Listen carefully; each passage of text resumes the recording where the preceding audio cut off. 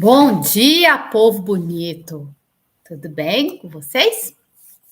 Então, começamos mais um encontro que eu vou intitular de Papo Reto, porque a ideia aqui é ser um papo rápido, que eu vou falar cada semana de um tema, né, específico da prática do direito de família, muito importante. Toda semana vai ser um tema. Eu espero sugestão de temas de vocês. Quem quiser enviar, fica à vontade. E, na verdade, a ideia é só trocar assim, informações. Não é para ser uma aula chata, não. É só para eu contar mais ou menos como que eu faço com a minha atividade, né, jurídica e trocar um pouco de ideia com vocês. Então, hoje nós vamos falar sobre sustentação oral. Como eu faço a minha sustentação oral. Eu até estou aqui com o roteirinho. Por que eu fiquei com vontade de falar de sustentação oral? Gente, primeiro porque depois que a internet apareceu e os tribunais abriram para, né, canais para que as pessoas tivessem acesso às sessões de julgamento e se divulgou mais as sessões de julgamento, as pessoas tiveram mais acesso às sustentações orais. E aí, isso fez com que as pessoas vissem mais a atuação dos advogados, né, dos colegas. E tanto para bem como para mal, a gente pôde perceber como que a sustentação funciona, quando ela funciona, quando ela não funciona, né? Então, eu, particularmente, o que eu faço? Eu começo a sustentação, eu digo que a sustentação oral começa antes da sessão de julgamento. Primeira coisa, eu sempre, quando o julgado foi pautado, o recurso foi pautado, eu sempre vou despachar com o desembargador relator, pelo menos. Em alguns casos, eu despacho com o relator e com os vogais. Eu não fico só no relator. Se o caso é complexo, é importante, porque às vezes vai haver divergência e você ganha pela maioria, não ganha unanimidade. Então, é importante que você despache. Muitas vezes, gente, o caso é complexo, não tenha preguiça. Vá despachar com os vogais também. Vá ao relator primeiro, sinta fale o que é importante de forma sucinta e clara e perceba como o relator recebeu aquele processo, recebeu o recurso. Às vezes, quando eu estou lá despachando, eu tenho, assim, dou a entender que eu vou conversar com os vogais. Muitas vezes o relator concorda de que acha necessário mesmo conversar com os vogais.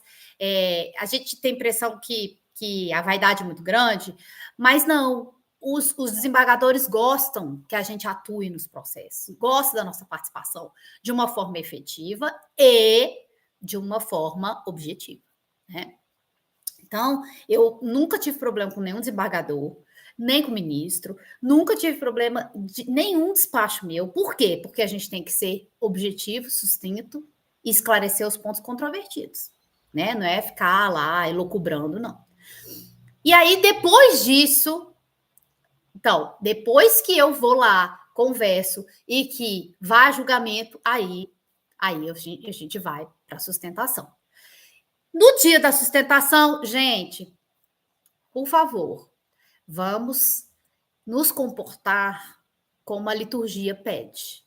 Então, não é para chamar de você, não é para tentar nenhum grau de intimidade.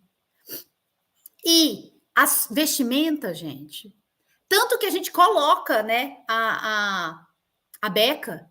Por quê? Porque não é para estar de decote, não é para estar entendeu? Não é. É para estar, é para sua voz aparecer. Você não precisa, ó, eu vou assim. Tá vendo? Sem decote, com uma blusa de manga, entendeu? Sem muito acessório, limpo. O nosso vestir tem que estar limpo. Por quê? Porque o nosso falar tem que chamar atenção. Os julgadores precisam prestar muita atenção no que você está falando, a maneira como você está falando. Não na sua roupa, não no seu cabelo, não. É a sua voz que tem que prestar, que tem que ser o foco, né? Então, chega antes, porque quanto antes se chega, quando é presencial, quanto antes se chega, quanto antes o seu recurso será julgado, porque é por ordem de chegada.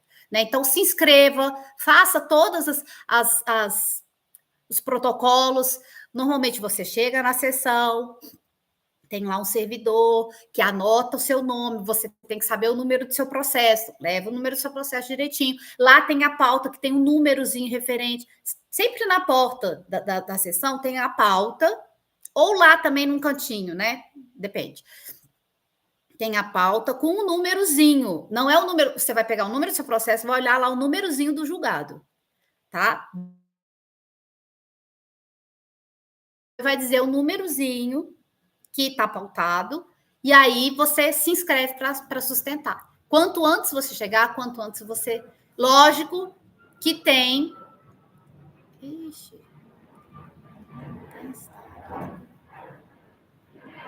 Ih, gente, tá falhando aqui. Acho que não, né? Tá, voltou. Então, quanto antes você chega, quanto antes você será... terá seu julgamento feito, né? Então, o que acontece? Claro que é respeitado as preferências, né? As prioridades legais, tá? Então, aí o direito de família sempre é segredo de justiça, então, na hora que você for sustentar, vão retirar as pessoas, né? Só ficará os advogados e os julgadores e os servidores, né? E aí, sim, chegamos na parte da sustentação em si. Você vai se comportar, respirar fundo antes. Gente, é natural que se fique nervoso, mas é importante, o que é muito importante? Saber o que está se falando. Domine aquele recurso. Saiba tudo o que está se falando. E o que significa saber tudo? É levar as jurisprudências da turma que sejam favoráveis ao seu caso, à sua tese, é saber muito bem a sua tese, é saber muito bem a tese contrária, é saber o entendimento dos tribunais superiores a respeito daquele caso. Não precisa doutrina, precisa jurisprudências recentes da turma em que você está se colocando e dos tribunais superiores. Enfim, é importante levar entendimentos recentes, preferencialmente recentes, da turma e dos tribunais superiores, a respeito da sua tese. E ter clareza completa do que você vai falar. Que aí, se for o caso, treina antes diante do espelho, né? Mas não deixe que o nervosismo tome conta daquele momento para que você consiga se expressar o que você tem para dizer e que você sabe dizer. Quando a gente tem domínio, é mais fácil, a gente fica menos nervoso. A gente fica nervoso, mas a gente não deixa que o nervosismo tome conta, entendeu? Porque é isso, é você saber controlar o seu nervosismo. Então, outro dia desse, gente, eu vi um vídeo que eu vou até ver se eu encontro e vou postar lá no meu Instagram. A advogada chegou e cumprimentou todo mundo, só faltou cumprimentar a moça do cafezinho. Não que não seja importante. A moça do cafezinho, inclusive, eu acho que é que mantém todo o tribunal, né? Mas você perde muito tempo, você tem 15 minutos. Não perca o tempo regimental. Eu faço entre 5 e 7 minutos. Não precisa mais do que isso. Quando o caso é muito complexo, eu demorei 7 minutos.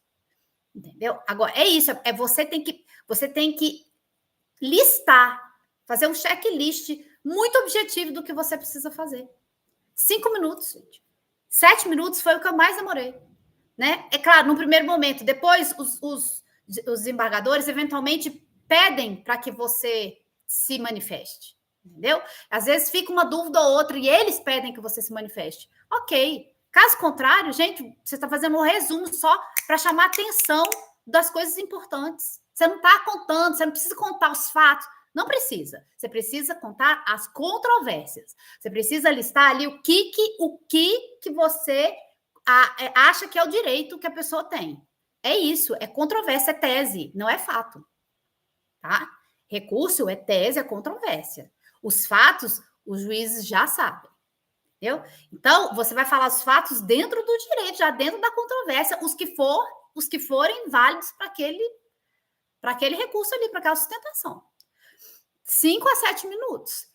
Começa cumprimentando o presidente, a presidente e o relator e os demais servidores e os advogados, colegas, todos os presentes. Ponto! 10 segundos. 10 segundos você cumprimentou todo mundo. Não é para cumprimentar, Vossa Excelência, presidente, desembargador, blá, blá. Vossa Excelência, relator, desembargador, blá, blá. Vogais, relator, blá. Não, gente. Não, pelo amor de Deus. Tá? Eles já se conhecem, eles não vão se sentir menosprezados porque vocês não citaram o nome deles, não. Eles vão ficar irritados porque você já começou a enrolar, né? E aí, durante a sustentação, isso, manter a postura, tentar falar de uma maneira clara, que eles escutem, porque se você fala para dentro assim, ninguém entende. Então, imposta a voz, fala de maneira clara, né? E de uma maneira que eles consigam ouvir, né? Tem microfone, mas mesmo assim, às vezes a pessoa fica falando assim. Eu já presenciei sustentação que eu estava do lado, não estava conseguindo entender, que a pessoa falava assim, então, entendeu? Então, não, você tem que falar de uma maneira que eles entendam. Não gesticule muito assim, não, porque senão fica prestando atenção mais na sua mão. Faça gestos, se for o caso, assim como eu estou fazendo aqui. Eu uso muito as mãos, mas é isso, é desse jeito. Ó, Excelência, a jurisprudência da turma, na pessoa do relator, em caso semelhante, julgou conforme a tese. É isso, né? E os fatos. Aí, começa assim: a demanda consiste em separação, a controvérsia se fixa na parte da partilha do bem tal, em que o autor diz que foi subrogação, mas não trouxe aos autos nenhuma prova de que foi subrogado. Isso. Entendeu? Fim, gente, fim. Então, conforme jurisprudência da turma, da segunda turma, exemplo da segunda turma, em que nós aqui presentes estamos, quando não há comprovação, a partilha é feita conforme previsão legal. Fim. Não tem que ficar discorrendo sobre porque os fatos, eles casaram, e aí eles separaram, e aí. Não. Gente, não tem necessidade de ficar se prendendo aos fatos, a não ser que sejam fatos relevantes para a controvérsia, né? Por exemplo, se houve alienação parental ou não, né? Aí sim, o autor informa que houve alienação parental, mas conforme comprovação aos autos do estudo psicossocial, não ficou comprovado a alegação, né? Aí, portanto, o recurso deve ser improvido, sem fundamentação, né? Não houve comprovação nos autos. Isso, né? Aí sim, porque tem a ver com o contexto. Mas, não havendo relação com o contexto, para que falar? Para que falar que o casal brigava? Não. Se isso não é relevante, não é relevante. Não há necessidade de misturar com o contexto se não há relevância jurídica para isso, né? E aí, depois Também, após a sustentação, é importante fazer uma autoanálise. Como a sua sustentação gerou impacto no julgado, se o seu julgado foi favorável, se o que deixou de ser falado, que devia ter sido falado, né? O que na fundamentação do acórdão não foi citado a sua sustentação, entendeu? Então, logo, talvez você tivesse que ter elaborado um pouco melhor, né? Então, é muito importante a gente ter um olhar crítico pós-sustentação para estarmos sempre em constante melhora, né? Por quê? Porque a gente precisa sempre, né, evoluir no que a gente se propõe. E além disso, deixa eu ver aqui que eu estou esquecendo alguma coisa. Então, e além disso, conhecer os desembargadores requer prática. Por que é tão importante despachar com o desembargador, despachar com os vogais? Porque às vezes só vai conhecer aquele relator naquele caso. Se você conversar com os vogais também, você já conheceu 3 desembargadores. Ao invés de você só conhecer um, você conheceu 3. Chega lá na hora do julgado, os 3 já te conhecem.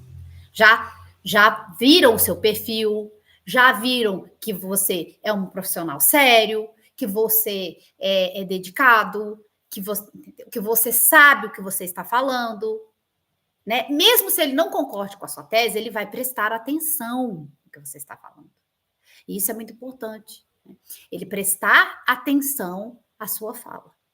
Outra coisa, quando tiver na sustentação, não fique só olhando para o relator, olhe para todos os julgadores, né? Olhe para o relator, ora olhe para um vogal, ora olhe para outro. Para quê? Para que eles fiquem prestando atenção no que você está fazendo. Senão, gente, eles ficam no computador, eles ficam prestando atenção em outra coisa. É ser humano, não é robô que está ali, não é ser humano. Por enquanto, é ser humano. Então, eles precisam de que você dê atenção para eles, para que eles se sintam parte, para que eles sintam que eles precisam prestar atenção no que você está falando, né? E treine oratória, muito importante para a sustentação oral, é ter uma boa oratória. Então, leia livros, tem livros excelentes sobre oratória. Não gosto de ler, veja vídeos, tem vídeos ótimos no YouTube. São técnicas simples, mas que fazem toda a diferença, né? Então, as estratégias todas de como se portar, de como entonar a voz, tudo isso faz muita diferença numa sustentação oral, até para chamar a atenção dos julgadores. E não seja prolixo. Enfim, não seja prolixo. Chega lá, fala o que tem que falar, no tempo rápido, enfim. É isso, gente. Se vocês gostaram, por favor, curtam, por favor, comentem e apareçam. Se quiserem, eu tô disponibilizando uma análise de performance jurídica no direito de família, para quem tiver interesse. É só clicar no link da bio, lá tem um formulário de inscrição, e aí a gente marca um horário e faz a análise para quem tem interesse. Tá bom? Se não, até quarta-feira, no mesmo bate-local, na mesma bate-hora. Tá bom, gente? Tchau, tchau.